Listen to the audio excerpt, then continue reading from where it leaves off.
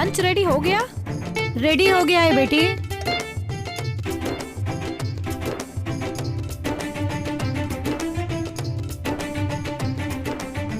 माँ, जल्दी से मेरा लंच बॉक्स लेके आओ ना। अरे रुक ना, बस ला रही हूँ ना।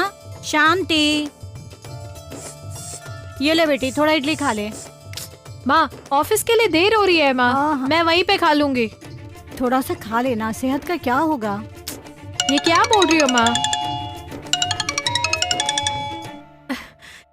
हे ब्यूटी, हाँ बोल ना। हे, क्या हो गया है? तू रो क्यों रही है? हे ब्यूटी, अब तू मुझे बताएगी भी या मैं तेरा फोन काट दूं? माँ, वो कुछ भी नहीं बोल रही है माँ, सिर्फ रोई जा रही है। तुम मुझसे बात करो, लाओ दो। बात करो ना।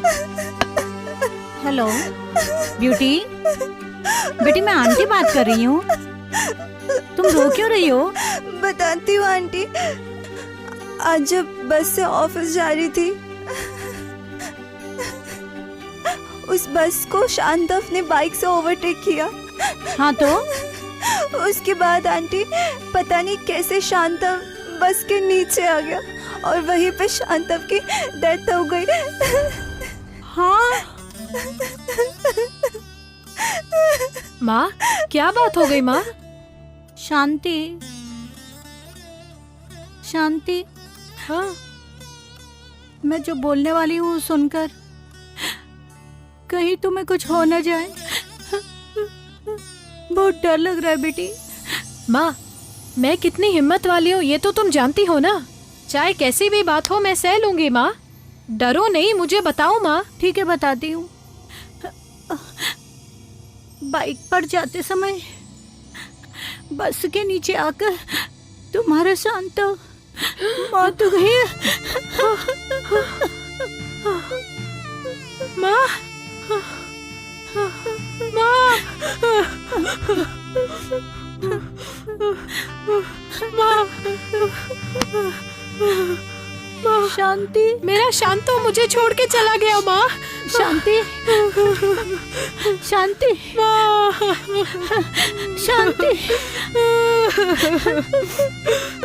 शांति,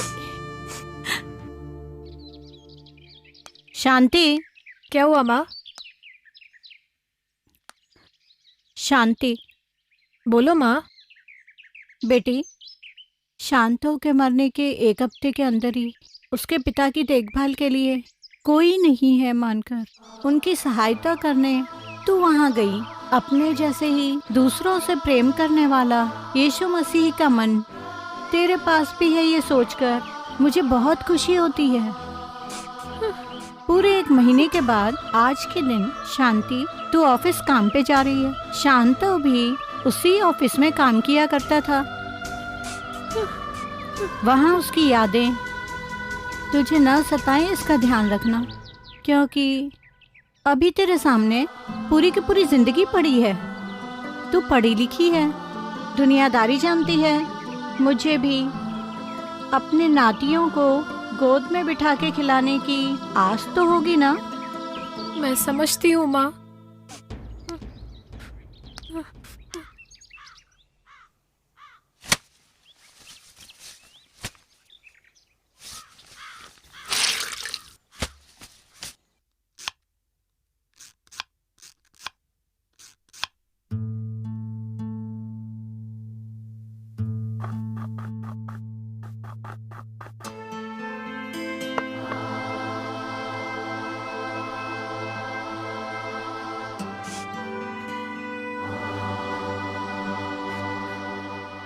क्या हुआ पिताजी, ऐसे क्यों देख रहे हो?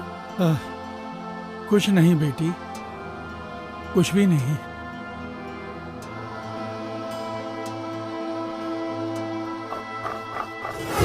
पिताजी, आज तुम्हारी पसंद की रोटियां और ये सब्जी भी बनाई है। अच्छी तरह से पेट भर के खाना।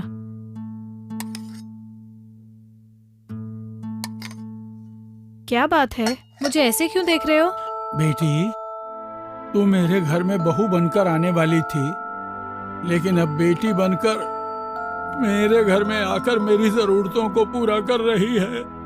इस बारे में सोचता हूँ तो मेरा मन रोने लगता है। बिलक बिलक कर रोने के लिए मन करता है।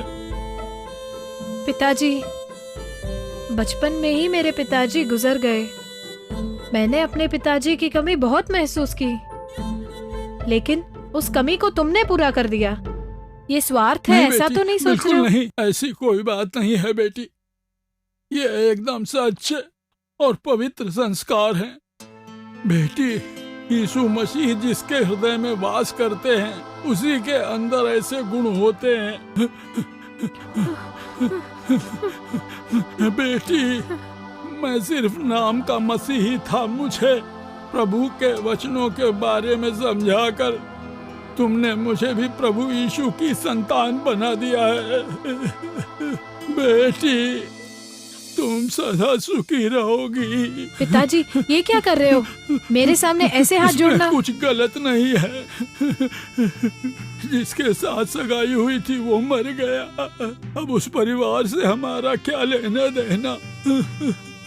जो रिश्ता था वो खत्म हो गया। ऐसा बोलकर लोग अक्सर दूर हो जाते हैं, लेकिन तुमने मुंह नहीं फिराया बेटी। मुझे नहीं दुत्कारा बेटी। बेटी, प्रभु तुम्हें देख लेना, बहुत अच्छा वर देंगे बेटी। पिताजी, इस बारे में बाद में बात करेंगे। पहले अच्छी तरह से खाना खा लो। और मैंने सारी दवाइयाँ निकाल के रख दी है। 8 बजे दवाई खा के सो जाना। अगर कोई डाउट हो तो तुरंत मुझे फोन करना। माँ मेरा वेट कर रही होंगी। मैं चलती हूँ पिताजी। ठीक है बेटी। इतनी देर क्यों हो गई? मैं शांताओं के घर गई थी माँ, आने में थोड़ी देर हो गई। क्या बात है माँ? रिश्तेदारी में ही तेरे बारे में सब कुछ बताकर मैंने एक लड़का देखा है। उसके घर वाले कल तुझे देखने आने वाले हैं। तू क्या कहती है बेटी?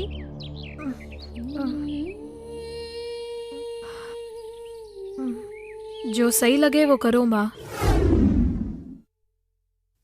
हम सबको तुम्हारी लड़की बहुत पसंद आई। अब बाकी की बात करें?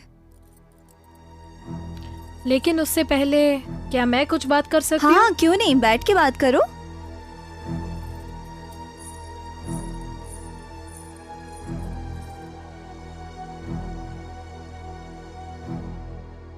एक्सीडेंट में शांतो की मौत होने के बाद उनके जो पिताजी हैं वो बिल्कुल अकेले पड़ गए। मन से और शरीर से वो बहुत ही दुर्बल हो गए हैं। इतना ही नहीं, प्रभु के ऊपर जो विश्वास रहना चाहिए वो भी धीरे धीरे कम होती गई है। हर एक दिन उन्हें प्रभु के वचन समझा समझा कर प्रभु के ऊपर उनका विश्वास और प्रभु के प्रेम को दृढ़ बनाया है। और अब वो प्रभु से बहुत ही प्रेम करने लग गए हैं। प्यार जताने के लिए, सांत्वना देने के लिए जिनका कोई नहीं था, शांतो के पिताजी के लिए हमेशा बेटी बनकर, एक माँ बनकर मैं उनकी देखभाल कर रही हूँ। मैं अपनी शादी के बाद भी मैं उन्हें अकेला बिल्कुल भी नहीं छोड़ूंगी। मेरी तनख्वाह में से उनके जो खर्च हैं उनके ऊपर थोड़ा खर्च करूंगी।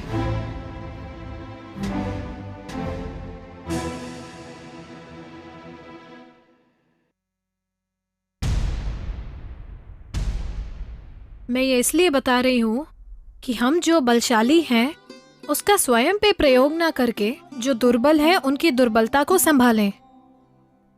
मैं प्रभु के वचन से प्रेम रखती हूँ, इसीलिए कह रही हूँ। बाकी जो बातें हैं वो मेरी माँ से कर लीजिए। सबको नमस्ते।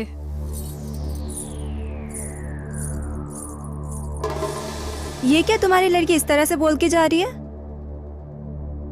शादी हो जाने से पहले उनकी मदद करने में किसी तरह से कुछ गलत नहीं है, लेकिन शादी हो जाने के बाद उनकी मदद करते रहना। मुझे इस शादी में कोई इंटरेस्ट नहीं है। हाँ भैया, मुझे भी ये शादी ठीक नहीं लग रही। थोड़ा चुप रहना दीदी, ये लड़की मुझे बहुत पसंद है दीदी। हमें ये लड़की चाहिए ही नहीं। चलो उठ, अभी से जुबान लड़ा रही है। दीदी जरा अरे मेरी तो बात चल तो ना। सुनो।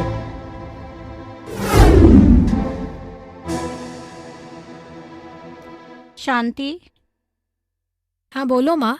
जो प्रभु के वचनों से प्रेम रखते हैं, प्रभु उनकी सही जोड़ी बना कर देते हैं। माँ,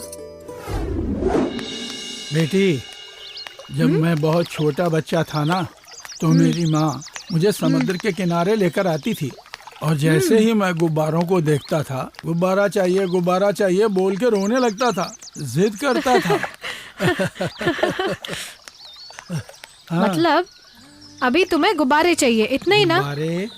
गुब्बारे हाँ मुझे चाहिए।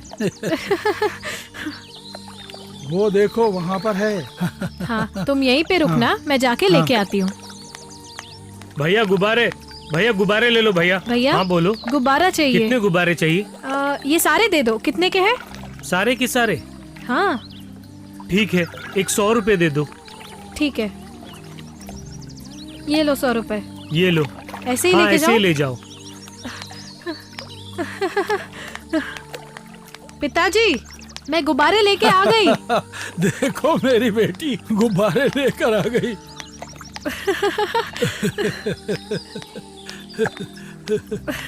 बेटी, पिताजी, ये लो गुब्बारे। इतने सारे मेरे लिए? हाँ, तुम्हारे लिए।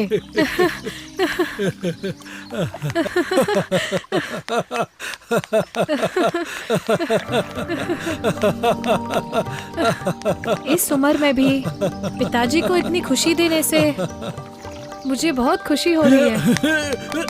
हाँ, पिताजी, पिताजी, पिताजी, पिताजी।